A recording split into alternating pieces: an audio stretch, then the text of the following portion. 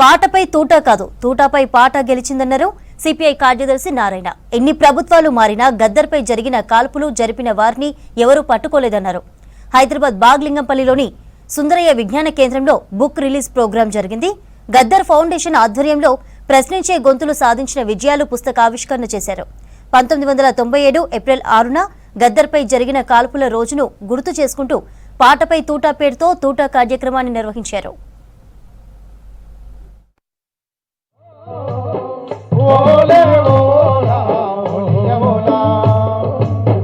పొద్దుతిరుగుడు పువ్వు పొద్దును ముత్తాడే తొలి పొద్దుతాడే పొద్దుతిరుగుడు పువ్వు పొద్దును ముత్తాడే తొలి పొద్దును ముత్తాడే అడవిలో వెన్నెలమ్మ ఆకుల ముత్తాడే చిగురాకుల ముత్తాడే అడవిలో వెన్నెలమ్మ ఆకుల ముత్తాడే చిగురాకుల ముత్తాడే ఓలే హోలా ఓలియా హోలా ఓలియా హోలా ఓలియా హోలా ఓలే హోలా ఓలా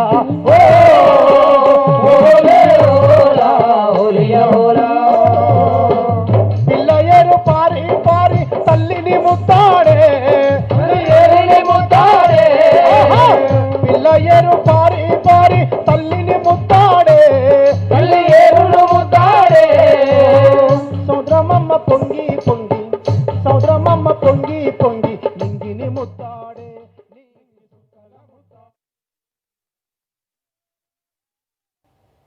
ఒకసారి సంక్షోభంలోకి వస్తున్నాం. ఆపరేషన్ కంగారు సక్సెస్ కావచ్చు, కానీ ఆ సిద్ధాంతాన్ని చంపడం చేత అవుతుందా? ఏ నక్సలైట్ అయితే నమ్మినటువంటి మాసం లేని సిద్ధాంతాన్ని చంపే హక్కు కానీ లేదా చంపేటువంటి ఛాన్స్ వాళ్ళకుంటుంది ఉండదు. ఇది నాగశక్తి. ఇప్పుడే మనం గుర్తుంచుకోవాల్సింది. నేను లొంగిపోయిన నక్సలైట్ అని చెప్పడం లేదు. మాజీ నక్సలైట్స్ ఇప్పుడు అయిపోయింది. వచ్చారు, బయటకు వచ్చాం. ఇక ఈ పద్ధాంత చర్చలు చేసుకున్నా ఈ సమాజంలో ఎర్ర జెండాను నమ్ముకున్న వాళ్ళందరూ కలిసి ఒక్క గొడుగు మీద రావాల్సిన అవసరం ఉంది. ఎర్ర జెండాను నమ్ముకున్న శక్తులు వ్యక్తులు మొత్తం ఒకటైతే తప్ప ఈ రాజ్యాంగాన్ని కోసం సాధ్యం కాదు. అది కావాలంటే అందరూ కలిసి ఒకటి కావాలని కోరుతా. ఆయన సినిమా యాక్టరు కాదు, రాజకీయ నాయకుడు కాదు. ఒక్క తెలంగాణలోని మాత్రమే సాధ్యమయ్యే విషయం ఏంటంటే సాధారణ ప్రజలు కూడా ప్రజలకు ఒక నాయకత్వం వహించి ఆ సమాజాన్ని నడిపించటం అనేది వీలవుతుంది. గద్దర్ ఆ పాత్ర పోషించారు. ఆయన నిలబడితే, ఆయన పాడితే సమాజం ఊగిపోయింది. ఆయన వెంట నడిచింది. ఆయన చూపిన దారిలో ముందుకు పోవటానికి సిద్ధపడ్డది. అది ప్రభుత్వం తట్టుకోలేకనే ఆయన పైన కాల్పులు ఆ రోజుల్లో జరిగిన విషయం అందరికీ కూడా తెలిసిందే. నేను అనుకోవటం ఇవాళ మనందరి ముందు ఆయన కర్తవ్యం స్పష్టంగా నిర్వచించిపోయిండు. ఆయన చెప్పిపోయినా నిర్వచించినటువంటి ఆ కర్తవ్యాలనే ఇవాళ నెత్తిన వేసుకొని తిరగవలసిన బాధ్యత మనందరి మీద ఉంది. వరంగల్ నుంచి వచ్చామని గద్దరను కలవాలని తన ఇంటి దగ్గరికి వచ్చి విమలక్కకి చెప్పి వీళ్ళిద్దరూ చనిపోయారు. విక్టర్ చనిపోయాడు, అస్మి చనిపోయాడు. కానీ గద్దరన్న ఆ నెత్తుటి మడుగుల్లో నుంచి లేచి నిలబడ్డాడు.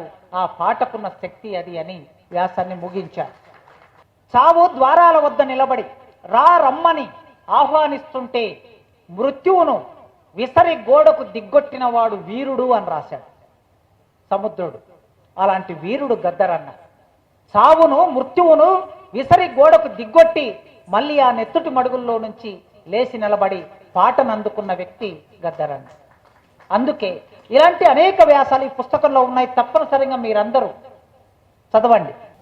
భూమి లేదు అని మనం ఒక పిటిషన్ వేస్తే అది రాజ్యాంగ హక్కు. నీళ్లు లేదు, రాజ్యాంగ హక్కు. మొన్న ఖమ్మంలో ఇళ్ళన్నీ కూలగొడితే నిలబడి అడిగింది రాజ్యాంగ హక్కు. అసలు కూల కొట్టడానికి అధికారం లేదని అడగడం కూడా రాజ్యాంగ హక్కు. అంటే డైరెక్ట్గా ఒక పౌరునికి రాజ్యానికి సంబంధం ఉంది.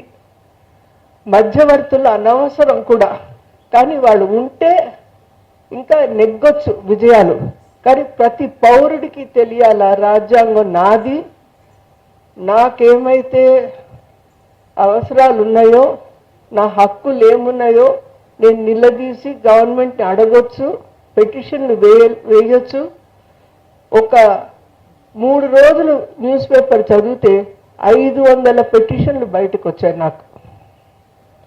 అంత సంబంధం ఉంది పౌరులకి రాజ్యాంగానికి. మనందరికీ రాజ్యాంగం మీద నమ్మకం పెట్టండి అని చెప్పిన మహా వ్యక్తి గద్దర్. ఆ గద్దర్ని మనము ఇవాళ